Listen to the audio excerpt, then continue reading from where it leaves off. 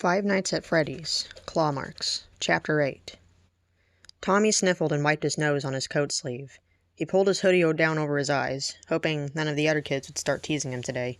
Everyone was outside having a picnic behind the orphanage, but a recent fog had blown in a hurricane, which not only limited visibility, but made the ground moist and the air a bit chilly. Tommy would have preferred staying indoors, but Mrs. May said he needed to socialize with the children. Yeah, right. 8 years of being trapped here and he had no friends, let alone hopes of getting adopted. The boys sighed miserably. Just then, the three of them had shown up with big grins on their pudgy faces. Tommy tried to slink away, but their leader, Nate, grabbed his wrist. "Hang on, wimp. We've got a job for you," he scowled. He was only 10, 2 years older than Tommy, but quite beefy for a child. Harry, the second largest, just laughed like an idiot. His blonde hair stuck up like a surfer's, even though he'd never been near an ocean his entire life. Not to mention Mrs. May had to argue with him a lot just to take a shower. The third bully was Warren, a sturdy kid, but without as much muscle as his peers. "What do you want?" Tommy groaned, praying he didn't get punched in the stomach again. Whenever they dared Tommy to do something, he couldn't back out of it. Otherwise, the bullies would do something bad and blame Tommy for it. None of the other kids would bail him out. Usually they'd laugh along to keep out of Nate's path. Mrs. May couldn't train them, so the situation seemed dire. Warren got right in Tommy's face and said, "We dare you to spend half an hour during the night at Freddy Fazbear's Pizza." Tommy jumped. "Why would anyone want to do that?" he whimpered. Nate pulled Warren back, holding up his bald fist, which had a spiked bracelet around it. "Because anyone in your place wouldn't want a knuckle sandwich from us," he hissed. "And in case you're wondering what you'll get out of this, we've come to an agreement that for a whole week we won't bother you." Tommy gulped.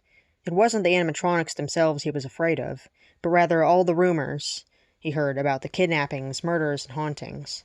Plus, he was pretty sure nothing would change and the bullies would keep messing with him. Then Nate leaned forward and whispered, "If you can't do it, we'll beat you beyond broken and tell Mrs. May that you're sneaking out at night." Tommy gasped. How did they know that? The bullies snickered at his reaction. Then, determined, Tommy nodded. "I'll do it," he proclaimed, feeling brave for once. Max moaned, rubbing his head. What time was it? He couldn't sleep at all last night because of the animatronic shenanigans. They decided to celebrate Max's 4th night at Freddy's by singing and dancing and playing with him. He didn't dare object, though. At one point a food fight ensued, in which case Max had to later clean the cheese and pepperoni out of their fur. Then they came up with a rather terrifying game of tag where they were all it, and Max was the unlucky one they had to chase. He didn't mind getting tagged by Foxy, because at least Foxy didn't jump scare him or knock him to the floor. At one point, Chica accidentally dislocated Max's shoulder from whapping it too hard, and Vicky had to help put it back into joint.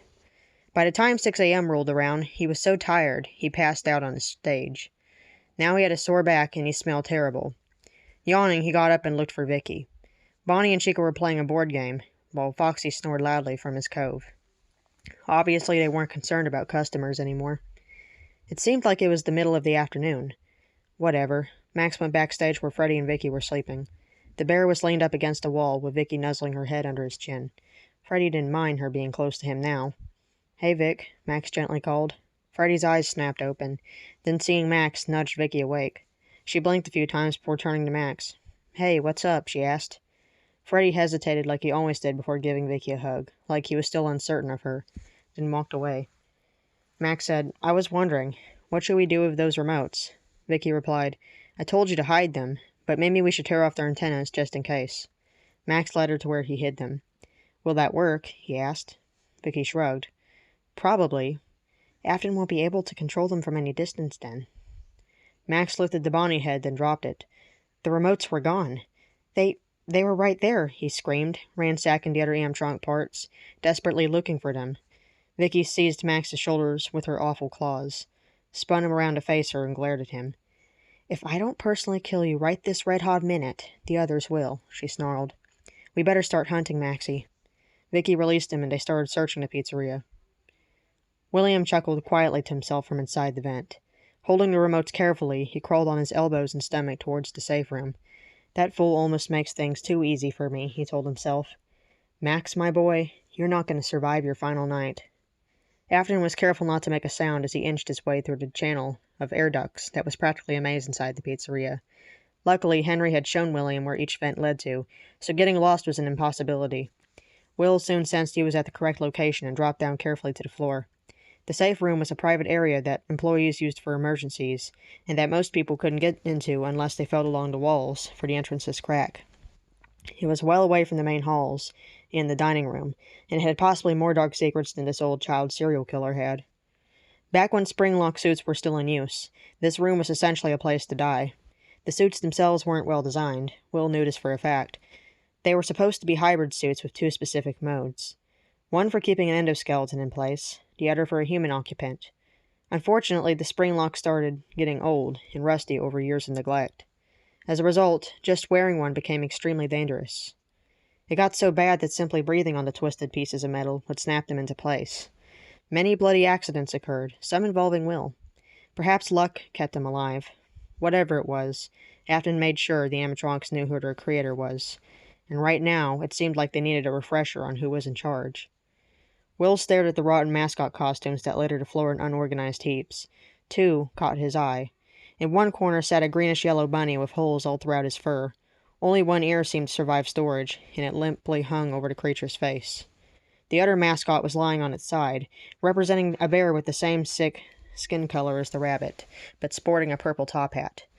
They were Fredbear and Spring Bonnie. Memories of when the diner first opened came to mind. Afton remembered the night he kidnapped Henry's boy. He would have grabbed his daughter, too, if she hadn't drawn so much attention to herself. Will fled the scene with Sammy, who was kicking, yelling, and crying for help. He grinned, reflecting on it, then smiled wider as memory lane led him down to later years, when he started killing more children. The best murders he accomplished was probably the ones in 1986. He used the Spring Bonnie suit to lure 5 little kids backstage with the promise of a surprise. William laughed with childlike joy as he slaughtered them all. Oh, what crying, what screams of horror, what gurgles of suffocation as they drowned in their own blood. He sighed in want for the weapon he used that day, a 3.5-inch tiger knife he loved dearly. Too bad he had to throw it away so the police couldn't follow his scent. When 1987 rolled around, Freddy's was having a grand reopening. And what better way to attract more kids than with new animatronics? Hence Afton created the toys, claiming how they were super kid-friendly. Henry was such a big suck-up that he let them on stage the very first day the pizzeria was open for the summer. No questions asked.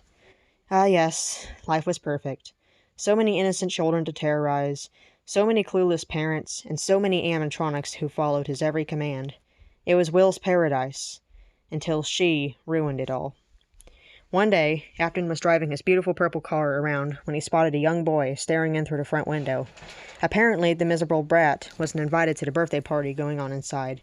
People were so busy partying like it was the last day on Earth that they didn't even notice the boy. What a perfect opportunity to kill and fill that emptiness inside. The one that started when his daughter died, when Ennard slipped under his skin. Quick as a flash, Will jumped out of the car and strangled the boy, smirking when he felt the child struggle. When his body went limp and the lights left his eyes, Afton felt the adrenaline come and go. However, there was a witness that day, a little girl named Sierra. She was a regular customer at Freddy's. What's more, William knew her personally before he became a monster. Sierra was a very loving, kind, innocent child. William would often talk with her mother while she'd watch the animatronics perform. This was when they could walk around during the day, before the bite. The girl had formed an unusual bond with Freddy, and the bear would sometimes cradle her in his arms and playfully spin around in a circle with her. Well, there wasn't supposed to be a witness, and she had threatened to call the cops on Will when she saw what he did to the boy. Something snapped in him, something that told him not to let her get away. Afton ran the girl down with his car, but it didn't kill her right away. Her legs and back were broken when Will approached the whimpering Sierra with his knife. "Please, no," she gasped, trying to crawl away. Afton closed his eyes so he wouldn't see himself, slit her throat.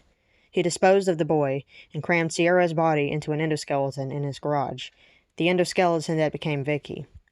Even though Will never stopped killing children afterwards, he couldn't help but feel a mere fleeting pang of guilt when he killed Sierra. Mamie had something to do with the scared, heartbroken look in her eyes, as if she was saying, "I loved you, how could you do this?" Mamie was watching Freddy looked expectantly at the door every day, waiting for Sierra, watching him almost emotionally deteriorate. Or maybe there was still a part of Afton that desperately wanted to be human but couldn't. A faint reminder of a conscience, and a few tears was all he had left of the man from before. As Will was reminiscing on what he had done, a soft voice spoke in his brain, static, albeit intelligible. "It can't be helped now, and if you let this get to you, everything falls apart. Finish your mission." William obediently shook off his emotions and pulled out a roll of tape. His yellow teeth seemed to glow as he smiled wickedly. "This will fix those bots," he growled, peeling the tape from its roll. Will was no longer stopping to think what he was doing this time. His mind had already been made up for him.